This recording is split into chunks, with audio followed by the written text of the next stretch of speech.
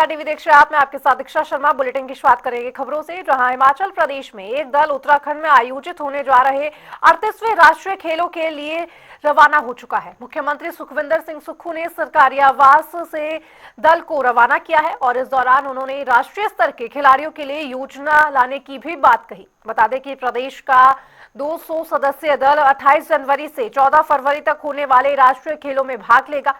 CM Sukhu ने कहा कि सरकार जल्द ही राष्ट्रीय स्तर के खिलाड़ियों के लिए बड़ी नीति लाएगी। राज्य सरकार ने खेलों और खिलाड़ियों को बढ़ावा देने के लिए कई पहल भी शुरू की है। जिला स्तर पर बुनियादी खेल ढांचे का विकास किया जा रहा है, साथ ही अंतर्राष्ट्रीय खिलाड़ियों को मिलने वाली राशि में भी इजाफा किया जाएगा।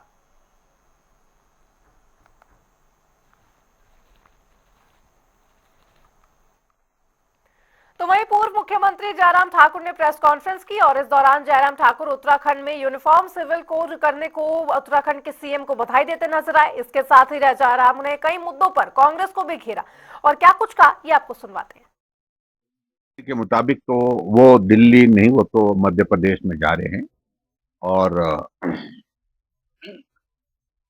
उनकी कोई पार्टी की योजना है, पार्टी का कोई कार्यक्रम है, कोई यात्रा शुरू करने वाली संविधान यात्रा, कोई उस तरह के कार्यक्रम में वो शामिल होने जा रहे हैं। और मुझे जो जानकारी अभी तक मिली है उसके मुताबिक तो यही है। दिल्ली में प्रचार के सिलसिले में तो कांग्रेस के जो प्रमुख नेता हैं वही दूर हैं चुनाव के प्रचार से। तो ऐसी सूरत में मुझे नहीं लगता कि दिल्ली के प्रचार के लिए जा रहे हैं। सही मायने में वो राजनीतिक मकसद के साथ होंगे। तरह के वो बेटी मैंने देखा, मुझसे मिलने भी आई थी। वो बेटी बहुत छोटी उम्र होने के बावजूद भी परिपक्व है, मतलब ये मजबूत है। और जो बात वो कह रही थी, वो बात एक बेटी पिता के खोने के बाद जो भाव उसके थे, उसका हमको सम्मान करना चाहिए। मुझे लगता है कि वर्तमान सरकार को इतनी भी संवेदना को समाप्त नहीं करना चाहिए कि वो इतनी बड़ी घटना हो गई उस बेटी के साथ, उस परिवार के साथ, उसके बावजूद भी उस सारी चीज को गंभीरता से नहीं ले रही। ये बहुत बड़ी चिंता का, यह अमानवीय दृष्टिकोण में कह सकता हूं वर्तमान सरकार का जो चिंता का विषय है। और जिसमें एक एक चीज को लेकर के उसने कब पेशेंट एडमिट हुआ था और कब पेशेंट के लिए डॉक्टर ने इंजेक्शन के लिए कहा, और उसके बाद कितने दिन तक वो डॉक्टर के और हॉस्पिटल एडमिनिस्ट्रेशन के साथ इस बारे में बात करते रहे कि आप उपलब्ध कराइए, नहीं उपलब्ध हो पाया। कहा कि प्राइवेट खरीदना है तो खरीदिए, तो उसके लिए इंतजाम करने लगे। और उसके बाद जब उपलब्ध नहीं हो पाया, ये इतना घिनौना मजाक जो है एक तरह का हुआ। 3 तारीख को उस पेशेंट की, उस बेटी के पिता की मृत्यु हो जाती है और 6 तारीख को बताया जाता है कि आप आइए, अब आप जो है वो इंजेक्शन लेकर के जाएगी। और रुक रहे एक छोटे से ब्रेक के लिए, फौरन होंगे हाजिर।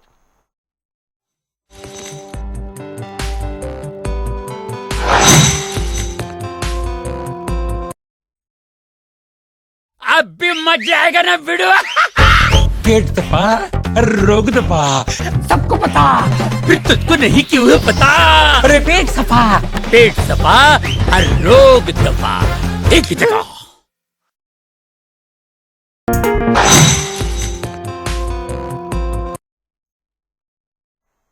ब्रेक के बाद एक बार फिर से स्वागत है आपका। बढ़ेंगे खबरों की ओर, जहां कुल्लू की पर्यटन नगरी मनाली में आयोजित विंटर कार्निवल के अंतिम दिन विंटर क्वीन का चयन भी कर लिया गया, जिसमें कांगड़ा की रहने वाली सुहानी ने विंटर क्वीन 2025 का ताज अपने नाम कर लिया है। सिरमौर से Amisha Thakur first runner up और साथ ही मनाली से Aditi Negi second runner up घोषित की गई। मनाली के विधायक भुवनेश्वर रोड ने सभी सुंदरियों को ताज पहनाया और साथ ही बेहतर भविष्य की शुभकामनाएं भी देते नजर आए।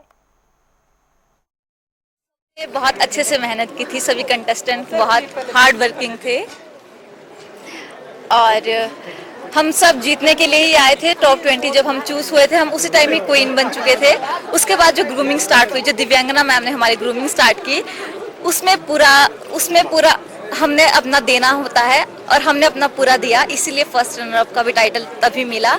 और जिस तरह ग्रूम किया है दिव्यांगना मैम ने हमें बहुत अच्छे से, स्टेप बाय स्टेप, बहुत डिटेल में हर एक गलती को हाईलाइट करके, तो मैं दिव्यांगना मैम को first of all thank you कहना चाहती हूँ इस चीज़ के लिए।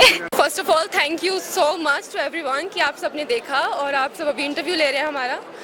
एंड ये अपॉर्चुनिटी मिलना मेरे लिए बहुत बड़ी बात थी। आज जो मैं विनर बनी हूँ, I think it was my dream since childhood and I am so happy कि I am here in front of you guys and I am ready to serve my community by doing good deeds and to inspire all those girls who sees this dream.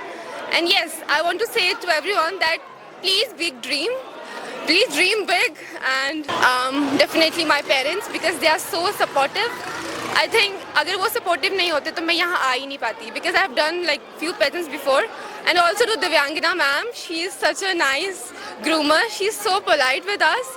And वो बहुत अच्छी चीज़ें सिखाते हैं। वो रात को 12 बजे तक हमको सिखाते थे एंड इट्स सो लाइक बहुत मदरली फील आता है उनसे। बढ़ेंगे आगे, बात करेंगे मौसम की। भारत के निचले राज्यों में जहां इन दिनों धुंध पड़ रही है, तो वहीं हिमाचल प्रदेश के पहाड़ी इलाकों में धूप के चलते खिलना हुआ नजारा नजर आ रहा है। ऐसे में बाहरी राज्यों से सैलानी भी पहाड़ों के विभिन्न पर्यटन स्थलों का रुख कर रहे हैं। तो वहीं मनाली में हामटा भी अब सैलानियों की पसंद बनता जा रहा है। यहाँ पर सैलानी बर्फ के बीच अटखलियां कर रहे हैं। सैलानी हजारों की संख्या में यहाँ पहुंच रहे हैं, लेकिन उन्होंने मूलभूत सुविधाओं को सामना करना पड़ रहा है, यानी कि मूलभूत सुविधाएं ना होने के चलते पर्यटक परेशान भी हो रहे हैं। ऐसे में स्थानीय पर्यटन कारोबारी ने प्रदेश सरकार से ये मांग रखी है कि पर्यटन स्थल को विकसित किया जाए। मेरा नाम अंजू ठाकुर है, मैं प्रीनी गांव से हूं और मैं यहाँ पे ढाबा चलाती हूँ। मतलब कि यहाँ पे बहुत ज़्यादा वो है कि यहाँ पे टॉयलेट नहीं है, उस वजह से भी टूरिस्ट काफ़ी मतलब नहीं आ पाते हैं। और ड्राइवर लोग बोलते हैं कि भाई यहाँ पे कोई सुविधा नहीं है, पानी नहीं है। इतना देखो हमारा इतना रोज़गार चलता है और पानी हमें सेथन गाँव से लाना पड़ता है। मेरा नाम दीपांकर गोगोई है, मैं असम से हूँ। मेरा फर्स्ट टाइम मनाली विजिट है, तो मुझे बहुत बढ़िया लगा। मनाली फर्स्ट टाइम बहुत बढ़िया लगा मुझे। ऐसा एंजॉय मैं मतलब पहले कभी नहीं किया, मुझे बहुत बढ़िया लगा मुझे। हाँ, मैं सबसे पहले जो नज़दीक मालूर के पास जो मंदिर है, मंदिर घुमा हूँ। तो सोलांग वैली घुमा हूँ मैं, तो यहाँ आया, मुझे बहुत मतलब बढ़िया लगा। जी नमस्कार, मैं आसाम से हूँ। मेरा नाम जयश्री है और मेरा ये फर्स्ट टाइम मनाली ट्रिप है अपने फैमिली के साथ, दीदी और मेरे मम्मी के साथ। और मतलब मैंने लाइफ में first time in my life कि मैंने स्नो देखा है और ये बहुत अच्छा एक्सपीरियंस है, मेरा लाइफ टाइम लॉन्ग मतलब याद रहेगा। मेरा नाम रिम्पी है, मैं आसाम से हूँ पर मैं दिल्ली में रह रही हूँ फ्रॉम लास्ट 3 years। और Manali is my one of my favourite place. यहाँ पे मुझे बहुत मज़ा आता है। इट्स माई 4th टाइम मैं यहाँ पे आई हूँ और मुझे बहुत मज़ा आ रहा है। आज हम लोग ने स्कीइंग किया और कल we are looking forward to do other activities भी, तो मुझे बहुत मज़ा आ रहा है। And I love this place, यहाँ के कल्चर एंड यहाँ के लोग मुझे बहुत पसंद है। मेरा नाम रिंकू ठाकुर है, मैं मनाली प्रेमी से बोल रहा हूँ। देखने यहाँ पे जो एक्टिविटी है, स्नो पॉइंट है, यहाँ पे स्की टायर जिपलाइन वगैरह होती है, यहाँ पे इग्लू वगैरह होती है। लेकिन एक समस्या यहाँ पे जैसे रोड वगैरह नहीं है, पानी की समस्या, यहाँ पे टॉयलेट वगैरह नहीं है। टूरिस्ट जो भी आता है लेकिन उनको थोड़ा समस्या हो जाती है, मतलब टॉयलेट की है, पानी वगैरह नहीं है, रोड नहीं ठीक है। मेरा नाम शालिनी है, हम लोग आए हैं दिल्ली से। क्या खूबसूरत एक्सपीरियंस रहा है यहाँ पे, क्योंकि हम लोगों को दिल्ली में बर्फ़ नहीं मिलती। वैसे हम उत्तराखंड से हैं, हमको बहुत वहाँ देखी है, लेकिन यहाँ का अलग ही व्यू है, क्योंकि ये देवदार के जो ये पेड़ है ना, ऐसे हमारे यहाँ होते नहीं है अच्छे वाले। तो it was a beautiful experience and first time हम लोग सीथन भी आए हुए हैं। इतनी बर्फ़ है कि बहुत मज़ा आया। जनवरी का महीना बीतने को है और प्रदेश में बर्फबारी बेहद कम हुई है, जिसने एक बार फिर सूखे जैसे हालात पैदा कर दिए। नए साल की शुरुआत के साथ 1 जनवरी से 24 जनवरी तक प्रदेश के सामान्य से 75% कम बारिश हुई है, जिसमें किसानों और साथ ही बागवानी की फसलों पर खासा असर देखने को मिल रहा है। शिमला में आज सुबह से आसमान में हल्के बादल छाए हुए हैं, लेकिन मौसम विभाग ने यह साफ कर दिया है कि 24 से 28 जनवरी तक पूरे प्रदेश में मौसम साफ रहने के आभार है। हालांकि 28 जनवरी के बाद यानी कि 29 जनवरी को एक बार फिर पश्चिमी विक्षोभ फिर प्रदेश में सक्रिय होगा, जिससे बारिश और बर्फबारी की आशंका है। अगर आंकड़ों की बात करें तो जनवरी माह में अभी तक पूरे प्रदेश में ही सामान्य से -75% कम बारिश दर्ज की गई है। इसमें जो भी डिस्ट्रिक्ट्स हैं, 12 के 12 डिस्ट्रिक्ट्स, इन सभी डिस्ट्रिक्ट्स में सामान्य से काफ़ी कम बारिश दर्ज की गई है। आगामी देखिए वेदर की बात करें तो आज 24 तारीख से लेके 28 तारीख तक प्रदेश में मौसम मुख्यतः साफ ही बना रहेगा। इसी दौरान जो हमारे कुछ एक क्षेत्र हैं ऊना, बिलासपुर, हमीरपुर और मंडी क्षेत्र हैं, यहाँ पे कल की सुबह और परसों की सुबह में शीतलहर की कंडीशन दर्ज होने की संभावना है। आज भी देखिए सुबह के समय में ऊना, बरठी, मंडी, चंबा, हमीरपुर और बिलासपुर में शीतलहर की कंडीशन दर्ज की गई हैं। तो 24 और 25 तारीख को कोल्ड वेव का अलर्ट है इन्हीं क्षेत्रों में। फिर 26 से लेकर 28 तक ऐसा कोई मेजर अलर्ट नहीं है और अभी फॉग की संभावना भी काफ़ी कम है इन क्षेत्रों में। फिर 29 की मतलब लेट नाइट से एक वेस्टर्न डिस्टर्बेंस अप्रोच कर रहा है। हालांकि 29 और 30 तारीख को जो हमारे केवल लाहौल स्पीति, किन्नौर और चंबा है और कांगड़ा के जो हाई रीजन हैं, यहीं पे ही बारिश के साथ हल्की बर्फबारी होने की संभावना है। बात करें केंद्रीय बजट की, जिसको आने में एक सप्ताह से भी कम समय बचा है। हिमाचल प्रदेश में मंडी इलाके के हैंडलूम उद्योग के बजट से मदद की आस है।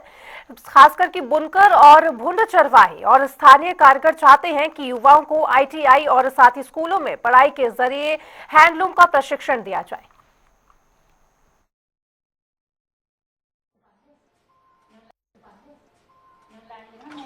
केंद्रीय बजट आने में एक सप्ताह से भी कम समय बचा है।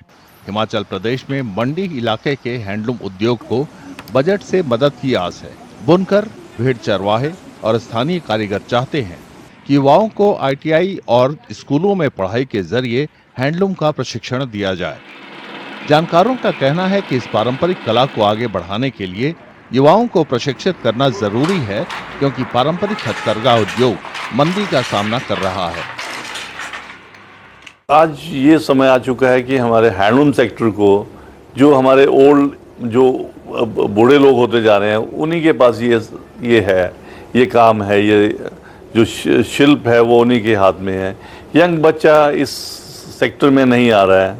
अगर ये यंग बच्चे इस सेक्टर में नहीं आते हैं तो आने वाले समय में मुझे ऐसा लगता है कि हिमाचल में ये जो हैंडलूम का काम है ये ख़त्म हो जाएगा, ये एक यादें रह जाएंगी। तो मैं तो ये चाहता हूँ सरकार से कि एजुकेशन लेवल पे भी ITI में भी कुछ ट्रेड्स ऐसे हों जो जहाँ पे हैंडलूम सेक्टर पे खड्डी पे काम सिखाया जाए, शॉल स्टोल्स कैसे बनते हैं। मुझे लगता है सरकार को कुछ क्लासेस लगानी चाहिए स्कूल में, जैसे कुछ प्रोफेशनल्स हैं जो अपने अपने फील्ड के मास्टर्स हैं, जैसे जो टेक्सटाइल के मास्टर्स हैं या जो मेटल क्राफ्ट के मास्टर्स हैं, वो बच्चों को स्कूल में आके उनकी कंपलसरी क्लासेस हो जाएं कि हफ्ते में एक क्लास मास्टर्स वीवर्स की हो जाए, मास्टर्स स्पिनर्स की या मास्टर्स जो अपने आर्ट क्राफ्ट के हैं। उससे क्या होगा कि हमारा अपना हिमाचल का आर्ट फॉर्म बचेगा भी और उसके अवेयरनेस भी बच्चों में बढ़ेगी। और वो ये कहते हैं ना कि पिछली पीढ़ी अगली पीढ़ी को जो देगी, अगली पीढ़ी वही सीखेगी। तो मुझे लगता है कि अगर बजट में ये आए कि हाँ हर स्कूल में 10th 12th के बच्चों को एक स्किल डेवलपमेंट प्रोग्राम्स उनके हों, तो उसमें एक अच्छा मुझे लगता है कि बच्चों में उसकी जागरूकता बढ़ेगी। भेड़ चरवाहों को व्यापार के बेहतर मौकों की उम्मीद है, जबकि बुनकरों को अपने उत्पादों को लोकप्रिय बनाने के लिए सरकार से मदद की दरकार है। पट्टू बनाते, अपनी ऊन काटते, खड्डी में बुनते हम और अपना बिजनेस करते। कुछ हम खुद पहनते अपने आप, पट्टू ढकते, और कुछ हम जो बचत होती है हमारी वो बेच देते। हम इसको खरीद लेते तो हमारे यहाँ बिजनेस बढ़ाओ तो नहीं चाहिए इसकी सरकार से। और सरकार से ये निवेदन है कि इसको बढ़ावा दिया जाए और हम माल बनाते वो कहाँ बेचना हमने, फिर इसके लिए बस व्यवस्था किया जाए। सरकार से यही मांग है हमारी। कुछ युवाओं को हैंडलूम उद्योग का भविष्य अच्छा दिखता है। हिमाचल प्रदेश का युवा जो हमारी सांस्कृतिक, चाहे हमारे वो खड्डी का काम हो, चाहे और भी हमारे जो लोकल जो हिमाचल प्रदेश के जो ट्रेडिशनल चीज़ें हैं जिनको हम आगे बढ़ा सकते हैं, पर हम देखते हैं कि वो चीज़ें आज ख़त्म होती जा रही है। ऐसे भी हम देखते हैं कि हिमाचल प्रदेश का जो युवा है, आज पूरा हिमाचल प्रदेश में कितने लाखों के हिसाब से युवा आज बेरोजगार बैठे हैं। अगर इन चीज़ों को, जैसे खड्डी हो गई या कोई भी बुनकर जैसे काम को अगर आगे जो केंद्र सरकार के द्वारा बजट बजट का अच्छा प्रावधान इसके लिए किया जाता है, तो इसमें युवा भी काम कर सकते हैं और जो हमारे और लोग हैं जो पहले से इस काम को कर रहे हैं उसमें भी बढ़ावा हो सकता है और युवाओं को अच्छा रोजगार मिल सकता है। बजट में प्रावधान जैसे कि गवर्नमेंट ने 2023 में भी बजट में युवाओं को लेकर बात की थी, अगर वो बुनकरों की तरफ अगर केंद्र सरकार ज़्यादा ध्यान देगी तो जिसमें micro small and medium enterprises की तहत युवाओं को काफ़ी नौकरियों के आसार रहेंगे। सामाजिक कार्यकर्ता ग्रामीण सहकारी समितियों को वित्तीय मदद देने की पैरोकारी कर रहे हैं ताकि हिमाचल प्रदेश के हैंडलूम उत्पादों का प्रचार देश के दूसरे हिस्सों और दुनिया भर में हो। जैसे शॉल हैं और जो अदर हैंडलूम्स हैं या फूड प्रोसेसिंग में हमारे जैसे जूसेस हैं या अचार हैं, इनकी फैक्ट्रीज़ को एस्टेब्लिश करने के लिए ना जैसे स्मॉल यूनिट्स के लिए गवर्नमेंट फंड इकट्ठा करे, हमारे सहकारिता विभाग को वो फंड दे ताकि वो वहाँ पे हर एक गांव में अलग अलग यूनिट्स एस्टेब्लिश कर सके, ताकि हमारा जो प्रोड्यूस जो है वो नेशनल और इंटरनेशनल मार्केट में पहुँच जाए। और उसकी जो सप्लाई चेन मैकेनिज़्म है, जैसे वो वहाँ पे इंडस्ट्री जब एस्टेब्लिश होगी तो उस इंडस्ट्री को वो कैसे उस प्रोड्यूस को उस पर्टिकुलर जगह से जैसे दिल्ली ले जाना है, बॉम्बे ले जाना है बेचने के लिए, तो उसके लिए जो सप्लाई चेन मैकेनिज़्म है उसके लिए भी बजट का प्रावधान हो। केंद्रीय वित्त मंत्री निर्मला सीतारमण 1 फरवरी को बजट पेश करेंगी। हैंडलूम उद्योग से जुड़े लोगों को उम्मीद है कि बजट में उनकी बेहतरी के प्रावधान होंगे। इस उद्योग में रोजगार के नए मौके पैदा होंगे, इलाके का आर्थिक विकास होगा और पारंपरिक उद्योग का दुनिया भर में प्रचार होगा। और चलिए बुलेटिन में फिलहाल इतना ही, लेकिन खबरों का सिलसिला जनता टीवी पे लगातार जारी। नमस्कार।